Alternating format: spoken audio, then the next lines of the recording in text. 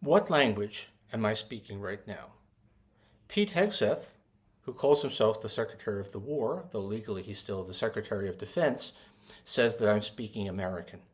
And that is why gasoline, which was under $3 when President Trump gave the State of the Union address, is now $3.55. Hi, Paul Krugman.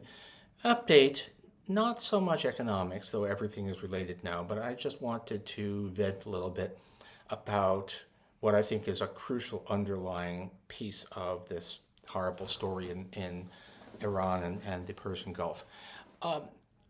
Everyone, pretty much everyone, except loyalists looking at this, keeps on saying, what were they thinking? How could they not have, and then list of things that how could they not have seen that, Iran, which produces the drones that have wreaked such havoc in Ukraine, or that starting a war where Iran stands on one side of the narrow strait that links 20% of the world's oil supply to world markets, that would drive up prices. It just all seems really hard to believe. I mean, there are reports from, allegedly knowledgeable sources that the administration expected Iran to cave, or they thought that decapitating the regime would lead to regime change, as opposed to replacing an 86-year-old religious fanatic who hates America with his 56-year-old son, religious fanatic who hates America. But in any case, what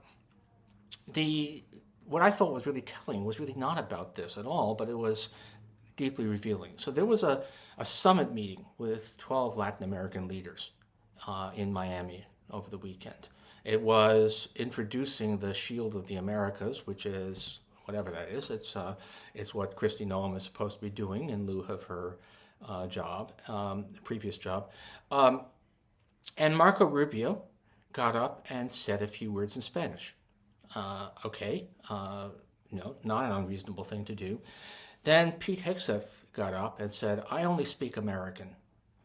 So, okay, first of all, actually I only speak English, but I'm not proud of it. I wish that I'd learned something when I was younger.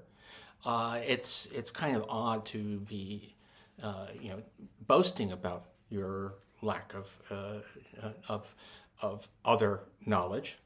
It's also, this was a conference with Latin Americans, and who consider themselves Americans. The name might give you a clue. It's something that was to create an organization called the Shield of the Americas, plural. That might give you a clue. So what the hell? So this is exalting. This is basically saying, I'm ignorant and I'm stupid, and that's what makes me effective and tough. This is exalting lack of expertise, lack of hard thought. So, why be surprised that and of course Hegseth is not there because he's an outlier. He's there because he's the kind of guy that this administration likes. And you see the same kind of belligerent ignorance as showing up on basically every front in current policy. And so why be surprised that, the war should have been, at least in part, Hegseth's domain. He should have been the one raising realistic questions about how it was going to go. He should be the one, making this work. In fact, as far as we know, there were in fact professionals in the military who did try to warn about this, but they are, they've been getting fired. By the way, I have actually had dealings with U.S. officers at various times in the past. I've given talks at West Point. The U.S. military is very smart, quite intellectual, very well informed, or was. There's a question of how much it's been degraded by current management. It's pretty fast, but still. But in any case, that's how we got to where we are. It's really this notion that being tough and swaggering and ignoring all of those pesky complaints from people who claim to know something about a subject, that's how you get stuff done. And of course, here we are. And actually, I don't know where we are, right? We're all very unclear about what the state of the war is, although it's horrific. And I have a feeling that we may have swung from oh my God, it's the end of the world economy, which was overstated, to, well, it's all over now because Trump says that we've won, which I think is probably overstated. See how that wears in the next 24 hours or so.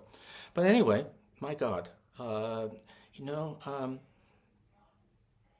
deliberately being dumb is not good policy. Take care.